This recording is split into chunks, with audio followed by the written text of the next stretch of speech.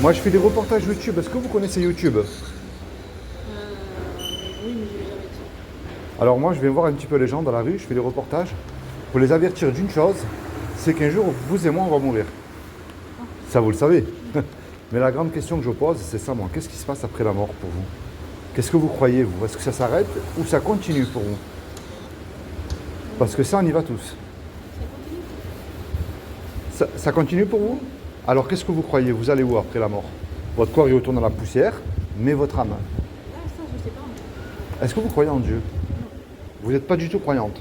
D'accord. Vous êtes quoi? Plus athée, bouddhiste? Athée. Athée, d'accord. Alors, moi, je peux vous prouver que Dieu existe, mais vous ne pouvez pas me prouver qu'il n'existe pas. Vous savez pourquoi? Parce que s'il y a une création, il y a forcément un créateur derrière. Ça, c'est sûr. Puis vous prenez un fait scientifique, prenez rien, ben, vous n'aurez rien du tout. Mais il ne faut pas mélanger en fait Dieu et la religion. Et c'est ce que je me suis aperçu. Beaucoup de personnes ne croient pas en Dieu à cause des hommes qui s'accaparent ce créature pour dominer sur les êtres humains. C'est ce qui s'appelle la religion. Mais vous allez voir, quelle est la preuve que le téléphone, quelqu'un l'a fabriqué ce téléphone? Quelle est la preuve que quelqu'un a fait ce téléphone? C'est un créateur qui a derrière. Quelqu'un qui l'a dessiné, qui l'a fabriqué. Mais vous voyez, c'est aussi simple que ça. Vous regardez autour de vous. Et moi, c'est ce créateur, ou une intelligence, si vous préférez, qui a tout créé. Des lois. La loi de la pesanteur. Vous avez la loi d'aérodynamique. Vous me prenez une tomate ici, ne poussera pas au pont Nord. En extérieur, hein, je parle bien sûr. Et puis vous allez voir où je vais en venir. Vous et moi, on a une loi morale, qui est les 10 commandements, que Dieu a gravé dans votre cœur et dans le mien. Mais elle définit à ses yeux si nous sommes quelqu'un de bien ou pas. Et elle est merveilleuse parce qu'elle montre que je n'ai même pas le droit, moi, de vous juger. Parce que je l'ai cassée, cette loi. Et je ne vais même pas aller jusqu'à 10, vous allez voir. Il y a un commandement qui dit tu ne mentiras point. Est-ce que même pour faire du bien, ça vous est déjà arrivé de dire un mensonge dans votre vie? C'est rare que je n'en parle. Bon, je pense que quand vous étiez plus jeune, un peu comme tout le monde, est-ce que vous avez déjà pris quelque chose qui n'est pas à vous? Peu importe la valeur. Qu'est-ce qui est pas à moi? Vous êtes jamais arrivé en retard au travail sans dire au patron, par exemple? Non. Ou quand vous étiez plus jeune, un jouet, un stylo? Ah, peut-être. Ah, ben, Mais ben vous voyez, ça fait j'ai même pas besoin d'aller plus loin. Vous voyez pourquoi elle est belle cette fois? Elle montre que de nos propres forces, on ne peut pas l'accomplir. Moi, j'ai déjà menti, j'ai déjà volé, j'ai jamais honoré mes parents, la crise de l'adolescence, je l'ai faite comme tout le monde. Hein. J'ai jamais mis Dieu en premier dans mon cœur. Jésus, il dit quiconque a regardé un homme ou une femme avec de la convoitise, on l'a tous fait aussi une fois. Et elle montre qu'elle est belle cette loi parce qu'elle ferme justement la bouche à tous les religieux, qui se croient mieux que nous. Hein. Mais elle montre aussi qu'elle nous envoie dans un endroit qui est terrible, qui s'appelle l'enfer. Et ça, vous avez remarqué, on ne veut pas en parler et on ne veut pas y croire pour continuer à faire ce qui nous plaît. C'est comme si vous demandez à un cambrioleur de rentrer dans un commissariat de police, c'est un petit peu la même chose. Mais ça, c'est la mauvaise nouvelle. Moi, je vous amène une bonne nouvelle de bon matin. Pour moi, un créateur, il aime ce qu'il crée. Pâtissier, il aime ses gâteaux. Une cuisinière, elle aime les petits plats qu'elle prépare, même si c'est fatigant. Et Dieu, c'est pareil, il nous aime, il ne veut pas nous punir, il ne veut pas nous y envoyer en enfer.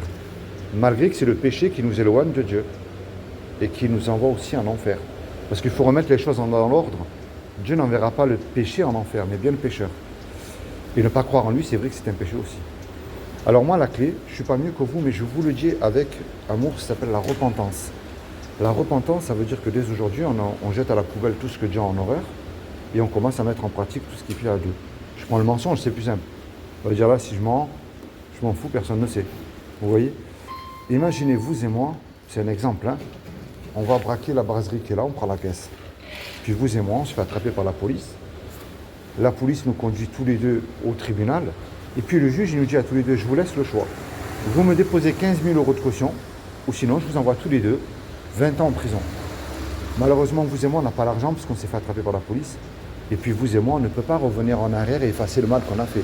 Et on ne peut sûrement pas dire au juge, monsieur le juge, vous êtes bon, miséricordieux, je vous le promets que si vous me laissez partir, je ne recommencerai plus. C'est comme moi que ça ne marche pas, ça. Le juge, il va dire, je suis bon, miséricordieux, c'est vrai, mais vous me payez la caution, vous partez en prison. On se regarde tous les deux, on ne sait plus quoi faire. Et puis il arrive tout à coup un homme dans la salle qu'on ne connaît pas. Et cet homme-là, il décide de payer la caution à notre place. La caution elle a été versée, le juge il est satisfait. Il nous libère. Mais imaginez-vous dans le film, cet homme qui a payé l'argent, maintenant il vient se présenter devant vous.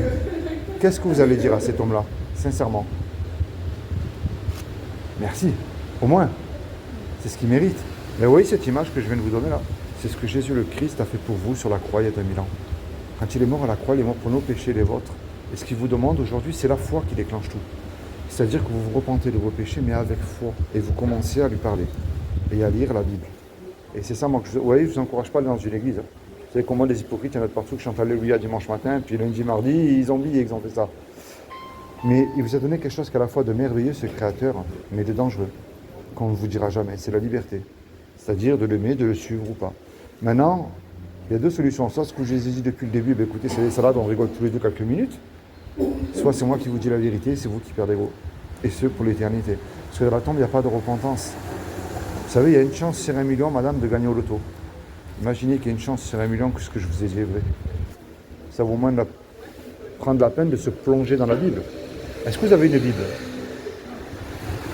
Est-ce que vous en voulez une? C'est gratuit, vous n'avez rien à me donner. Non, franchement, je ne veux pas lire, c'est pas la peine. Bon, ben merci pour les quelques minutes.